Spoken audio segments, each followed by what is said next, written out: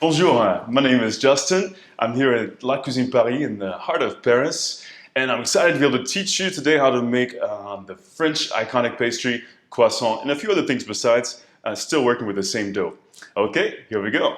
So for the croissant dough, we're going to be using flour, butter, sugar, salt, fresh yeast, and some slightly warm water. Now, the flour, that's a deep subject.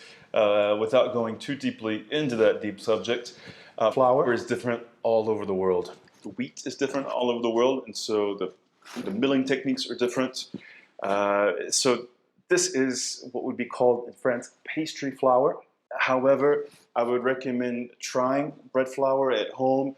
If you use bread flour and it seems to be too dense, too heavy, too chewy, you might lighten it up with some cake flour or something that is not quite as heavy. If it is too flat like a pancake and not chewy enough, then you need to up the amount of gluten that's inside your flour. So maybe more bread flour in your mix, but it might take some trial and error to get the texture that you would like. In France as well, different bakeries are using different proportions of bread flour and pastry flour to give them their signature croissant. So this is pastry flour, but you might have to do a little bit of testing the flour that you have to see what results you have. Also, we're going to be using fresh yeast.